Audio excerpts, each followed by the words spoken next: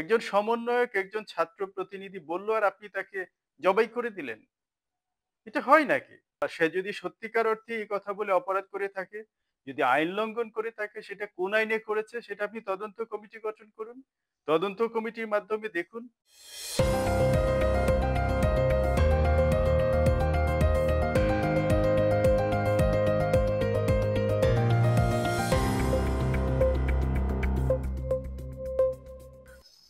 আসসালামু আলাইকুম। সম্মানিত দর্শক শ্রোতা, সবাইকে শুভেচ্ছা। আ আমাদের সহযোগী দৈনিকের একটি খবর নিয়ে কথা বলতে চাই। আ খবরটিতে বলা হয়েছে একজন ইউএনও আওয়ামী লীগ আবার আসবে এমন মন্তব্য করেছেন এবং এর ফলে তাকে তাৎক্ষণিকভাবে প্রত্যাহার করা হয়েছে। তো দর্শক শ্রোতা, আমি আপনাদেরকে এই সংবাদটি একটু পড়ে শোনাতে চাই। আ খবরের শিরোনাম করা হয়েছে আওয়ামী লীগ ফিরে আসবে, মন্তব্য করে ইউএনও প্রত্যাহার।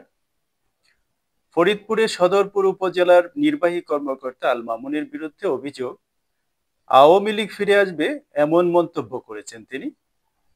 বৈষম্য বিরোধী ছাত্র আন্দোলনের আনিসুর রহমান সজল নামের এক প্রতিনিধি এ অভিযোগ করেন। এই অভিযোগের বিরুদ্ধে তাকে প্রত্যাহারের ঘোষণা দিয়েছেন জনপ্রশাসন মন্ত্রণালয়ের সিনিয়র সচিব মোহাম্মদ মোখলেসুর রহমান।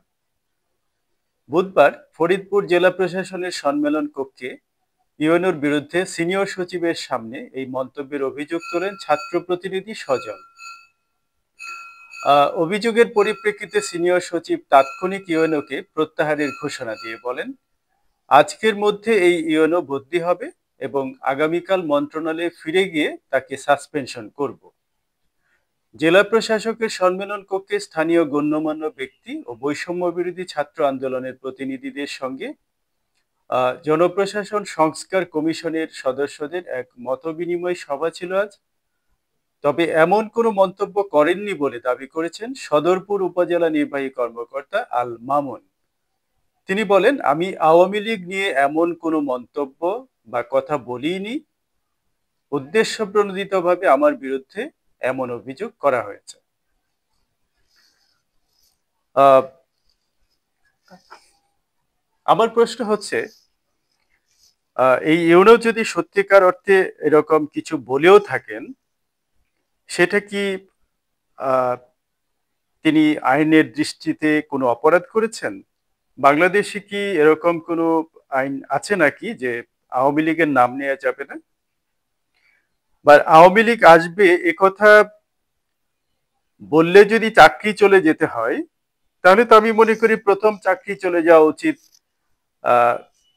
মিস্টার সাখাওয়াত হোসেন, যিনি তদানীন্তন স্বরাষ্ট্র মন্ত্রী ছিলেন, দুঃখিত উপদেষ্টা ছিলেন, এখন যিনি শিপিং এবং সম্ভবত আরো কোন একটা মন্ত্রণালয়ের দায়িত্বে আছেন, এবং পরবর্তীতে mister Asif Nazrul, law adviser, তিনিও একই মন্তব্য করেছেন।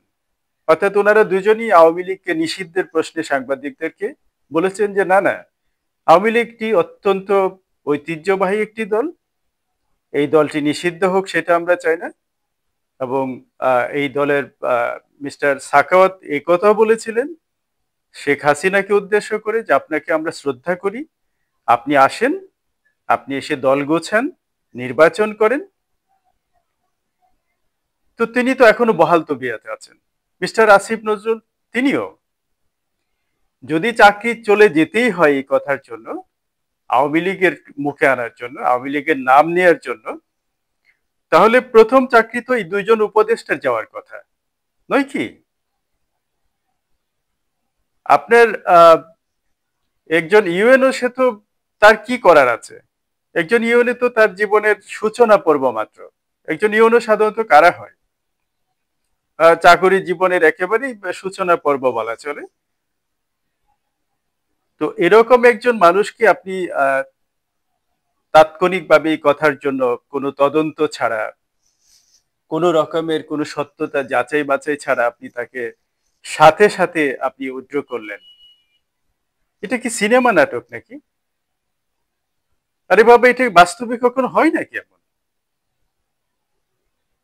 আমি যদি বলি, প্রশ্ন করি, যে আপনি যে তাকে এই অভিযোগের জন্য প্রত্যাহার করেছেন, তাহলে তো আপনার নিজেকেই প্রথম প্রত্যাহার করা উচিত। আপনি নিজেরই তো শাস্তি হওয়া উচিত। আপনার বিরুদ্ধে তো 200 কোটি টাকা ঘুষ লেনদেনের অভিযোগ উঠেছিল। এর মধ্যে আপনি নিজে 10 কোটি টাকা দাবি করেছিলেন, সেটা সংবাদ প্রকাশিত হয়েছে। আপনার 3 কোটি টাকার ডিসি নিয়োগে 3 কোটি টাকার ঘুষ বাণিজ্যের বদলি বাণিজ্যের চেক উদ্ধার হয়েছে। সেটা তদন্ত রিপোর্ট কোথায়? সেটার কি শাস্তি হয়েছে? এই ঘটনার কয়েকদিনের মধ্যে আপনাকে উপরন্তু সরকার আপনাকে পুরস্কৃত করেছে, আপনাকে সাধারণ বীমা কর্পোরেশনের চেয়ারম্যান নিযুক্ত করেছে অতিরিক্ত দায়িত্ব হিসেবে। What is this? What's going on? এভাবে কি একটা প্রশাসন চলে? অধীনস্থ কর্মকর্তা কর্মচারীদের প্রতি একজন কর্মকর্তার এরকম নির্দয় আচরণ হতে পারে? আর এটার আপনার ইম্প্যাক্টটা কি আপনি চিন্তা করেছেন? আজকে একজন প্রতিনিধি সমন্বয়ক কথা বলেছে বলে আপনি তাকে শাস্তি দিয়ে দিলেন, আরেকজন কালকে গিয়ে আরেকজন বলবে, পরশু গিয়ে আরেকজন বলবে, আপনি তাকে শাস্তি দিয়ে দিবেন? ব্যক্তি স্বার্থ থেকে, ব্যক্তিগত দ্বন্দ্ব থেকে, কিংবা স্বার্থের দ্বন্দ্ব থেকে এরকম অভিযোগ যদি তুলতে থাকে, এই ঘটনাকে করে আপনি কি চিন্তা করেছেন যে এটার ব্যাড ইম্প্যাক্টটা কি পড়তে পারে সমাজে? কাল যদি প্রশাসনের সমস্ত কর্মকর্তা কর্মচারীরা স্ট্রাইক করে, আপনি সরকার কিভাবে চালাবেন? সরকারকে আমি বলবো যে এই ধরনের মাথা পাগল মানুষকে বাদ দিয়ে ভালো মানুষকে বসান। যাতা লোক দিয়ে আপনি প্রশাসন চলতে পারে না।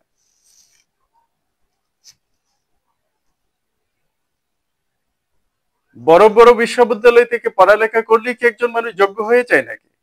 একজন মানুষের যোগ্যতা তার সামগ্রিক পারফরমেন্সে প্রকাশিত হয়। একজন মানুষের যোগ্যতা প্রকাশিত হয় তার সামগ্রিক পারফরমেন্স কি সেটার উপর, তার সামগ্রিক আচরণ, তার পেশাগত দক্ষতা এবং তার অধীনস্থদের সঙ্গে তিনি কেমন আচরণ করলেন সেটার উপর। একজন আইরিশ মনীষীর একটি কথা আছে যে একজন মানুষ কতটা মানবিক সেটার প্রকাশ পায় তিনি তার অধীনস্থদের প্রতি কতটা সহনশীল তা দেখে। আপনি তো আপনার অধীনস্থের প্রতি কোনো সহনশীলতা তো দূরের কথা, আপনি তো নির্দয়তার চরম সীমা দেখিয়েছেন। এর চেয়ে নির্দয় কোনো মানুষ হতে পারে? আপনি সিনেমার হিরো সাজতে গেলেন কার জন্য? কারণটা কি? এর পেছনে নিশ্চয়ই কোনো রহস্য আছে। একজন সমন্বয়ক একজন ছাত্র প্রতিনিধি বলল আর আপনি তাকে জবাই করে দিলেন, এটা হয় নাকি? এটা সিনেমা নাটকে সম্ভব, বাস্তবে তো এটা হতে পারে না। আমার এই সাংবাদিকতা জীবনে আমি এরকমটি দেখিনি, শুনিনি। আমি সরকারকে বলবো please stop it without any delay. আপনি এটাকে সাসপেনশন করবে তো দূরে কথা, আপনি তার উইথড্রল অর্ডার আপনি প্রত্যাহার করে নিন। ইয়েস, আমি দাবি জানাচ্ছি একজন সে যদি সত্যিকার অর্থে এই কথা বলে অপরাধ করে থাকে, যদি আইন লঙ্ঘন করে থাকে, সেটা কোন আইনে করেছে সেটা আপনি তদন্ত কমিটি গঠন করুন। তদন্ত কমিটির মাধ্যমে দেখুন যে কোথায় কি ঘটনা ঘটেছে। আইন অনুযায়ী আইনের পথে হাঁটুন। আপনি আইনের মানুষ হয়ে যদি আপনি বেআইনি কাজ করেন, তাহলে আমরা কিভাবে চলবো? সাধারণ মানুষ কোথায় যাবে? সম্মানিত দর্শক শ্রোতা, রুখে দাঁড়ান যে কোনো অন্যায় অবিচারের বিরুদ্ধে। কথা দিচ্ছি আমার প্রশ্ন নিয়ে সবসময় আপনাদের পাশে থাকবো আমি, আহসান হাবিব। সুতরাং সকল অন্যায়ের বিরুদ্ধে প্রশ্ন তুলুন, প্রশ্ন করুন। মনে রাখবেন, তর্ক করে বোকারা আর প্রশ্ন করে বুদ্ধিমানেরা।